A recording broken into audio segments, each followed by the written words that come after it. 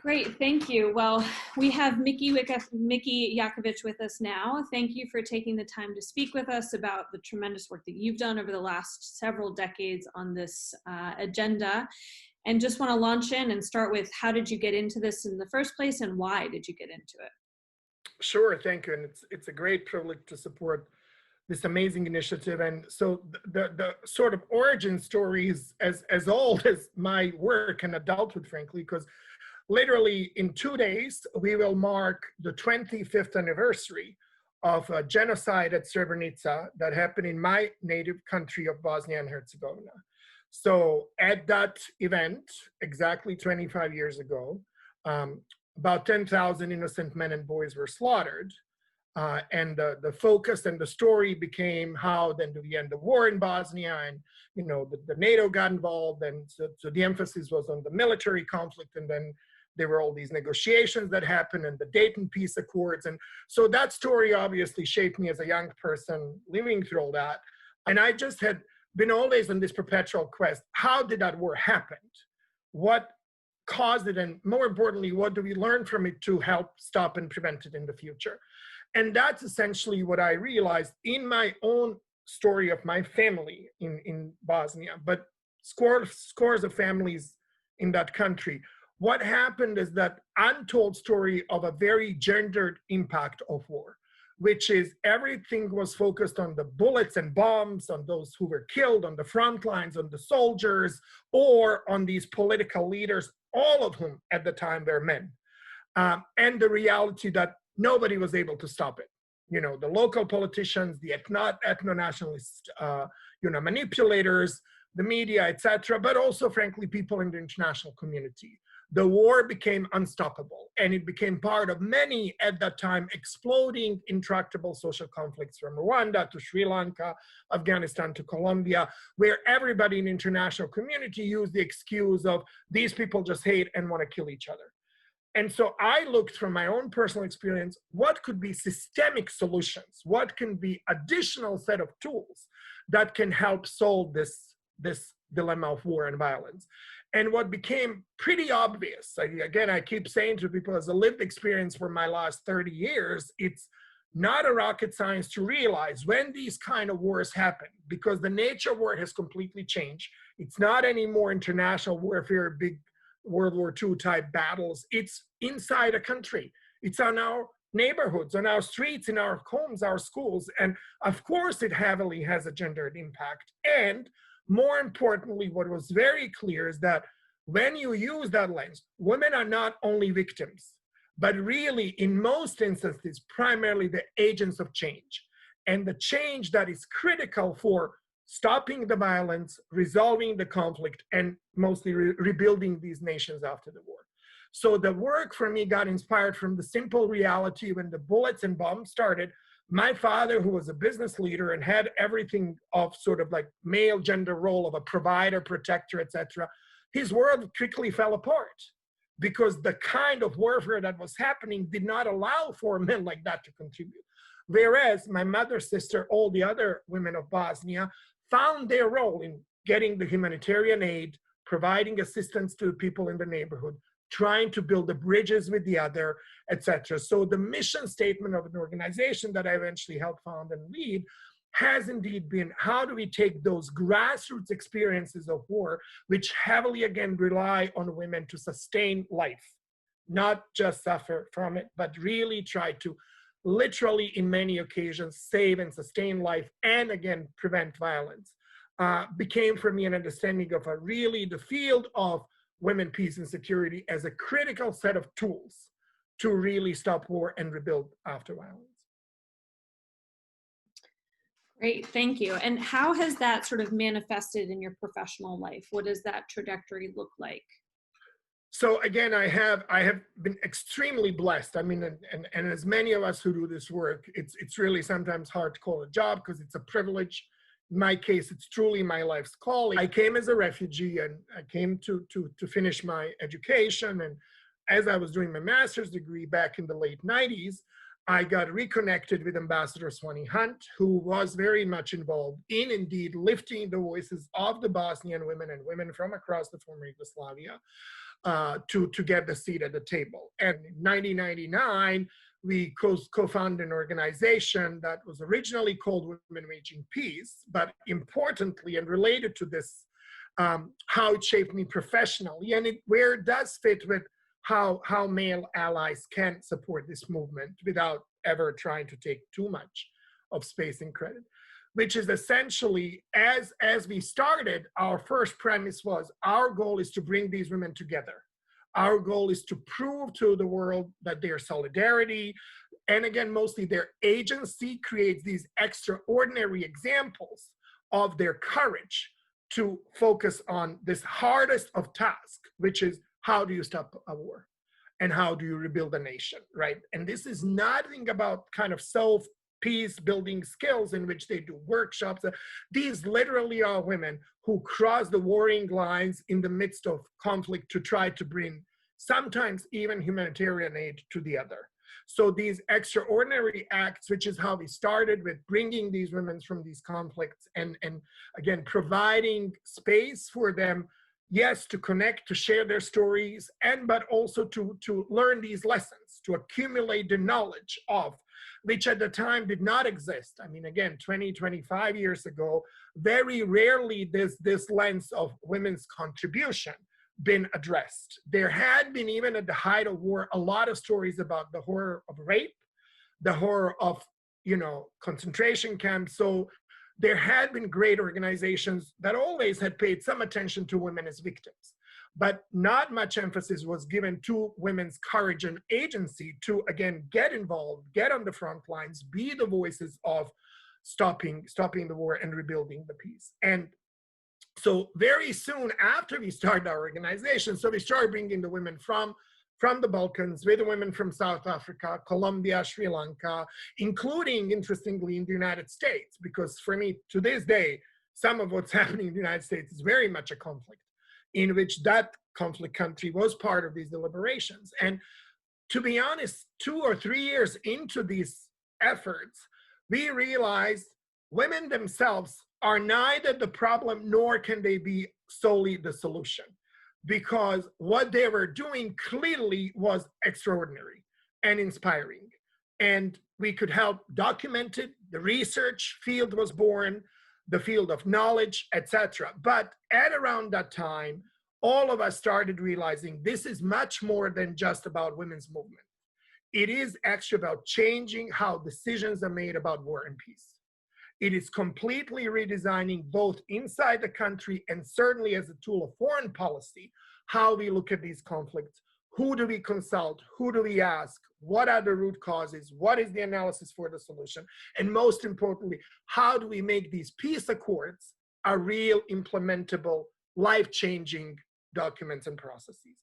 And so soon thereafter, and this is where I do have to, again, recognize both Ambassador Chowdhury, who was critical, obviously, in our work at the UN, because the passage of that resolution, whose 20th anniversary we'll mark in October, was fundamental, right? Because it really was much beyond, again, women as victims. The text of it calls itself a revolutionary because, frankly, even it changes the policy thinking that says war has changed. We have all these other actors. And again, we need women as part of transitional justice. We need women as part of disarmament. We need women as part of the security sector. I mean, again, a watershed historic moment and a resolution. But in terms of our work, we were a US-based organization based in Washington. And so we started exploring, and that's where we encountered Ambassador Don Steinberg, who encouraged us to create something that became yet another great document, which is a toolkit. And that was really the first summary, if you will, of really looking at the hardcore policy processes related to peace and security. So we were not looking at humanitarian aid. We were not looking at trafficking. We were not looking at violence against women. We said to make a peace process happen, you need to deal with ceasefire. You need to deal with the rebel groups. You need to deal with security sector reform. And so we analyzed, we gathered from scores of countries examples, both what those processes mean for ordinary people, how are women impacted by those? And most historically and relevantly, this was 20 years ago, we started defining this field by saying, how do women contribute? What is it exactly that they're doing in the front lines from Bosnia to Colombia, from Afghanistan to Iraq, that is really helping give that agency this excellent, very clear life, right, in terms of helping on the front lines. And so the history of the Organization of Inclusive Security is that, inclusive of the reality of conflicts now include and involve everybody, and women, yes, I completely agree, as a half of the population have the basic right to shape these processes. But much more importantly, and again, this is not an academic exercise. I really am a field academic. It's much more of my own lived experience that had matched over the last 20 years in more than 60 other countries and conflicts across the globe, this reality that the solution of this challenge, the solution of this topic of intractable social conflict, lies by including more actors, bringing more chairs to the table, and expanding the definition of security itself to really shift to this human-based, person-centric need to have shelter, to have food, to have protection, to go to work, etc. And because the nature of conflict is much more at the end about these issues, the reality of women being involved with those issues based in their role, in their families, in their villages, in their communities, in their societies, became obvious of a need for a paradigm shift that is not about women, but it is about ending war. Great. And can you explain a little bit how that translated on the ground, like how you worked on the ground with women's groups? Yes, excellent. And so because of great allies like Dawn and others who influenced our thinking, we very soon realized, again, this is not just about continuing to bring women together and profile their story and give them visibility. And luckily, many people stepped up and focused on that. So I think, if you will, our first victory was lifting this agency, lifting the role that women have actively played, but that was not enough. And so we let others continue to do that, continue to do research, et cetera. But we realized, again, to get to that paradigm shift, we needed to focus on advocacy. And advocacy focused on policymakers, and policymakers at three levels. Obviously, United Nations and others actors that continue to play key role in all of these conflict settings, so multilateral, national governments, and again, including in the United States, so working with Congress, USAID, but primarily Department of State. And then obviously in the context or the conflict countries. So we worked from Sudan to Afghanistan, eventually South Sudan became another country, Iraq, Colombia. So I had the great privilege of leading maybe 6 or 7 of these teams, including the historic change I witnessed in Liberia with the ending of that war and the election of President Sirleaf, to Colombia, where we oversaw the first original disarmament process that was gender inclusive back in 2006. Much of my work was in Afghanistan, my sort of second homeland, where I witnessed all the transition. Our first effort was the parliamentary elections in 2005. And so what it meant are 3 things. One is and continues to be capacity building, which is you need to provide enough knowledge, skills, and understanding to both women's groups, but also policymakers of this change in paradigm, of the need to really understand what do we mean by disarmament and immobilization? How do we put together a transitional justice program? What does it mean to design a post-conflict recovery package, etc.? Because most people are experts either in the region or the topic, but nobody has this more of a holistic approach, which again, because of the war has changed, is required, right? These conflicts and contexts are so complex that this understanding and the skills that go with it are required. So in addition to capacity building, we did, which really was the key, is the bridge building function, which is essentially how do we get these women who now do have this knowledge and understanding with the policymakers who have the levers of power to do something about it. So much of that context indeed was really creating different advocacy tools. So we were always focused on action, on giving these women platform to go and advocate for a specific change in that context. And so in Sudan, for example, that would mean that we had this task force that you brilliantly put together, where these women would regularly brainstorm. And remember, it's still hard work because they still are different constituencies. None of this is, oh, the women are unified words. They are still carrying intersectional identity of different tribes, different religions, different generations, etc. But the key function was really to build a bridge with the policymakers, which overwhelmingly in most contexts, including in the United States, on the topic of peace and security, remained heavily male. So yes, we had had great, extraordinarily female champions, from Hillary Clinton to Angela Merkel, obviously President Sirleaf herself, but the vast majority of these kind of working level technical people in charge of the peace and security, if you will, programs in these countries are men, international men or national men. And so building those bridges, but most importantly, we help them work together. We help them understand that if you want to genuinely have a return of refugees in Darfur, you have to work with women's groups who understand the local space and place of how to manage a refugee camp, how to manage that transition community, how to secure the documents and who should get those documents. And so having built that trust, but again, having provided these constructive solutions where these male policymakers understood that what often they were trying to do was impossible. It was not possible to happen because they were missing this link of understanding the community needs and translating even that understanding into concrete action to bring difference into ordinary people's lives. And I know part of that work that you have been doing for many years is on national action plans for 1325. So can you speak a little bit more about that work and why you think national action plans are so important to move this agenda forward? Sure. So yes, I'm extremely passionate about that because I view that sort of, you heard there's the part of this that it's part of my personal story, my academic background, my 25 years of professional work. And so what I have seen and realized is this almost, I call it my simplistic view about change in the world, which is essentially at the root of a lot of these conflicts is the failed governance.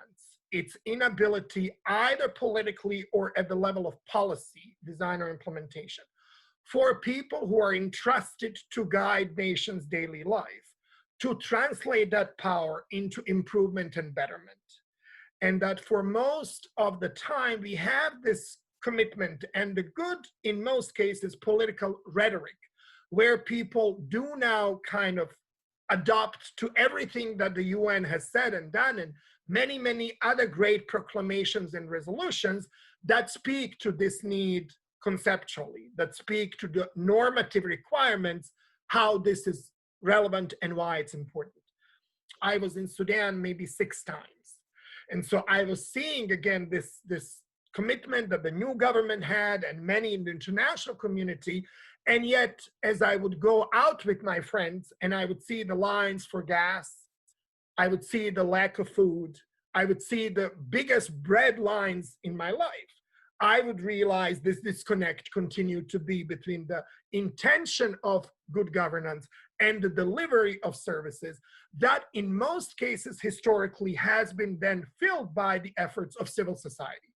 So you would have all these great international and domestic organizations, many of whom are women's organizations.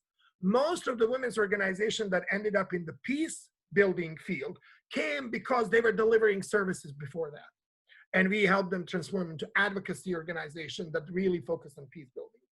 So having seen this continued gap, because I have aged over time, I realized really, for me, the nexus is that civil society is doing its thing and it should remain vibrant and active and supported and independent, etc. And the international community, thank God, does have these normative requirements and these frameworks that require how do we guide. But what remains a gap is this national level government commitment to take this agenda seriously, to say we understand these are international obligations and we see our civil society paying attention to the issues of community needs, conflict and mediation needs at the ground, but also again, as I said, this new understanding of emerging threats from climate change to trafficking ta-da, to the pandemic, where we can really see that we all have to work together. These new threats are even more complex because they don't recognize borders. And so what I realized, obviously with the help of a lot of other smart people, but it is now my primary work, is that one tool to help us move that along is these national action plans. Because for me, these national action plans, because they're owned by the governments, it is not anymore civil society saying WPS is important, this resolution is key. It is the government, Ministry of Interior, Ministry of Defense, where we have it, Ministry of Development, often Social Affairs Ministry, where they do come together and they say, this is something we need to do. And so for me to answer this, it's a tool, National Action Plan, particularly the process of creating it. It is a tool to really take these international commitments that very much do matter, but to turn it into the actions at the national and the local level, the actions that can make a difference. And can you talk to us a little bit about how different regions have approached this and what that looks like on the ground? Yes, certainly. So I've had a great privilege to work. I'm just, as you know, Kelly, finishing Sudan. Sudan is my country number 50, 50. And I have started with Liberia, Afghanistan, and my own Bosnia and Herzegovina 10 years ago. So I've been doing this for 10 years. I worked in 50 countries. So yes, to answer your question, I have worked pretty much on every continent. I have seen the range of issues and countries. I have seen the issues focus primarily sometimes on protection of women, such as, for example, the Bangladesh NAP we just finished last month is really heavily, appropriately focused on the protection of the Rohingya refugees, most of whom are in Bangladesh. But many NAPs now, like this morning I had a session with the Egyptians, are focused on the participation pillar, right? On really bringing the much more inclusive perspective and including more women into this decision-making about peace and security. And so I do wanna highlight, obviously there are many, many different approaches. There are issues of culture, traditions, religious differences. You know, in Afghanistan, we have to do this very carefully and really bring our male colleagues from different ministries on board. So it does definitely require, I would say, careful translation of what this agenda means. Adaptation, no matter what people say, yes, these are the global universal principles, but I really am going to just tell you from my practice, unless you make them very context specific and clear why in that country this matters now, not historically, right? Everybody can tell you a great story or one or two female leaders from their history, but right now, why is this important? And then obviously, how does it adapt and shape the culture? Those are prerequisites. But I have also seen additionally something that's across the board. There are kind of two dynamics to this story. Number one, this, however context specific, is also grounded in this basic truth that this agenda is not that was taught about in New York or Geneva or Washington. This was not something that academics thought about and then the smart Western policymakers tried to implement. It's the opposite. This agenda came from the lived experience primarily of the women of Bosnia, Rwanda, and Israel, Palestine, when they came together 25 years ago next month in Beijing. And when they said, we, the women from the front lines, want to talk about war and peace. We recognize economic empowerment remains important. And yes, gender-based violence is a horrible crime that affects many women in many households around the world. But up until that point, this concept of women, peace, and security was not really considered an agenda or a platform because, again, these women, through their lived experience, said, we demand a seat at the table. We demand to tell you how war impacts women differently, and most relevantly, we demand to be part of the solution. And so what I have seen across countries in different ways is the courage, the strength, and again, very appropriate adaptation of how women's groups continue to make that case.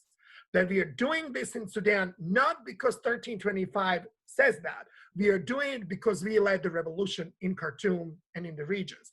We are doing it because we know how to make this peace workable for all of us. And we are doing it because we want the government, the new government, to use either National Action Plan or whatever other tools to really make this change systemic, to make it long-term, to make it sustainable, because again, unless that change happens, the peace will not be sustainable. And I would sort of say where male allies really can continue to play the critical difference. And I really think I've seen the arc of this life. I mean, I often joke the resolution is just about as old as my daughter. So I have lived, again, 1325 and had the great privilege to be and remain on the front lines. And again, seen it from all elements, from the women's solidarity, from women's organization building, through advocacy agenda, capacity building and training, etc. But the core of my work is really in governance and policy making.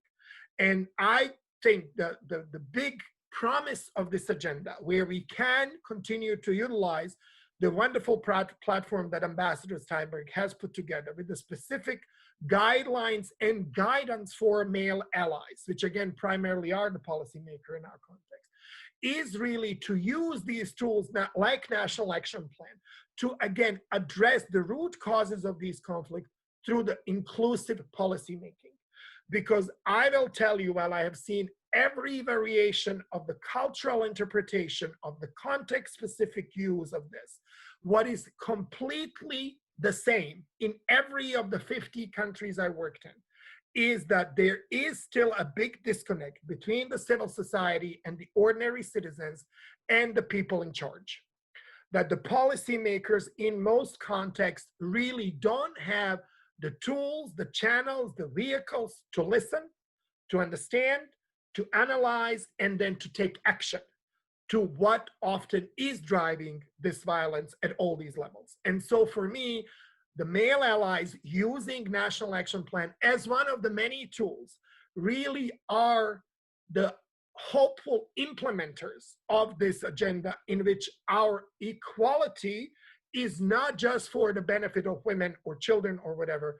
It's really, I often say, I do this equally for my son and my daughter, because I have seen that when you do it right, when you bring the right people, you ask the right question, you create the right policy, and you implement jointly.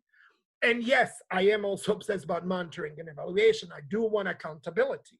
But when you really tell your people, here is what we as government, in partnership with civil society, did to improve your daily life, you are taking extraordinary measures to make the lives of ordinary people better. Well, thank you so much. I think that's a great place to stop. And I know people will appreciate your decades of insight. So thank you so much for taking the time to speak with us and for all the work that you've been doing. Thank you.